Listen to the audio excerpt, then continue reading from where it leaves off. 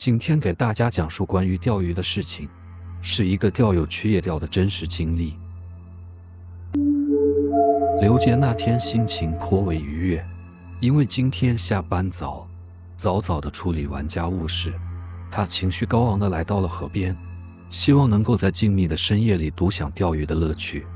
他带着满满的期待和热情来到了自己常去的老地方，发现今晚整片河面竟然没有其他钓友，这使得他的心情更加雀跃。难得得到的辽阔空间让他能尽情享受钓鱼的乐趣。在支起2根华丽高挑的钓竿之后，刘杰悠然坐下，轻轻眺望着远方闪烁的灯火，感受着夜晚宁静的气息。不过正当他沉醉于这难得的安逸之时，从四周开始窸窸窣窣传来令人不安的声响，让他有种错觉，好像有人正在靠近。这股莫名的恐惧让他的心跳开始加速，甚至失去了自控而开始颤抖。突然，一阵沉重的脚步声从身后传来，让刘杰大吃一惊。他正要转身去看，一个阴森的声音却在此时从背后传来：“小伙子，有没有鱼口？”这句话瞬间使刘杰安静下来，原来只是一个路过的钓友来打听钓鱼情况。他平静地答道：“还行，鲫鱼有口。”说罢，身后再无任何声响。过了一会儿，刘杰扭头一看，那个提问的人已经默默离开，不知什么时候离去的。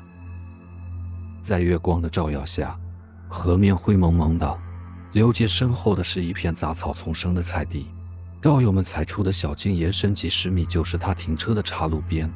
鱼口一停，周围的虫鸣声顿时显得分外响亮，间或还能听到小动物活动的声音，使刘杰不禁有些害怕。一股凉飕飕的感觉渐渐覆盖全身，刘杰心想再上一条鱼就赶快收竿回家。他连吞了2支烟，鱼漂还是没有什么动静。不耐的刘杰准备收竿回家，就在此时，竿梢猛地下沉，铃铛声大作，一条大家伙咬上了钩。刘杰暗自高兴，终于等到这条该收竿回家的鱼了。他用力提竿，一把将鱼甩上岸边，急忙打开手电查看。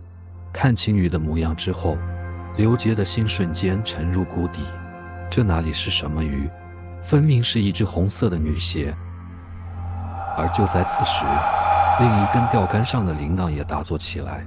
刘杰本能的匆忙放下手中的杆子，3步并作2步来到另一根竿边。经验告诉他，这鱼体积不小，至少有5斤重。他用力往上一提，那鱼正好落在了刚才那只红色鞋子的旁边。刘杰赶紧拿起手机一照，竟然又是一只红鞋，和之前的鞋子竟然是成双成对的。这时候，周围的虫鸣声似乎骤然消失，刘杰只能听见自己砰砰直跳的心脏。就在这时，耳边再度传来上鱼时铃铛的叮叮当当声。刘杰瞬间意识到了什么，怎么会还有第3根钓竿？毛骨悚然之下，他丢下钓竿，拔腿就往停车处跑去。后面是铃铛声大作，还有水被搅动的声音，像是有什么从水里爬上岸的声音。一路上也不知道栽了几个跟斗，刘杰跌跌撞撞地在菜地的小径之间不断穿梭，试图找到出路。他的心开始惶恐不安，感觉自己似乎陷入了某种恐怖的鬼打墙状态，让他越来越绝望。同时，浓雾开始弥漫，看不清远方，整个空气变得阴森可怕。他感到呼吸越来越艰难，仿佛有什么在压迫他的胸腔。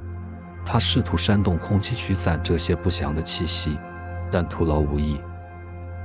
他用手机微弱的光线前后照射，只能照亮很近的距离。突然，他听到后面草叶被滑动的声音。他拿手机往身后地上一照，惊恐地发现后面跟着个红衣女子，脚上穿的正是他刚钓上来的鞋子。他不敢抬头看她，只看到她的手踩白扶来。他发疯般往前跑，但感觉永远在这条小路上，明明这条路只有几十米。他的腿开始颤抖，感到自己无法逃脱这可怕地方。他试图大声呼喊，但声音仿佛被浓雾吞噬，让他感到自己被完全的黑暗和绝望包围。他感到心脏快要跳出胸腔，拼命想逃离这里，但无法动弹。红衣女人开始向他靠近，他感到自己已经到了死亡边缘。然而，他突然看到一道光亮，紧接着一声巨大的汽笛声打破周围寂静。一辆大货车狂躁地驶过附近大路，它像一束拯救之光，让他见到一线生机。他奔向光亮，终于逃出这可怕地方。跑到车上，刘杰颤抖着快速启动车子离开这里，离开这个让人恐怖的地方。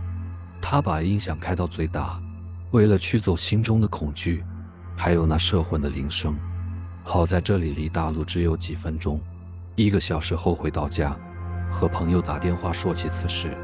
朋友也是一阵沉默，最后说每年这个季节，那河段总淹死人，以后不熟悉的地方一个人千万不要去。这次钓鱼给他带来的恐惧深入骨髓，他丢在河边的渔具也不准备回去拿了，那个地方他也不再去了。这事说出来是想告诫钓友们，千万不要一个人去野外夜钓，因为你不知道这一夜你会遇到什么事情。不信你问问身边钓友们，喜欢夜钓的，谁没有遇到过无法解释的事？本集已经播放完毕，非常感谢大家收听，也感谢大家点赞、订阅和支持。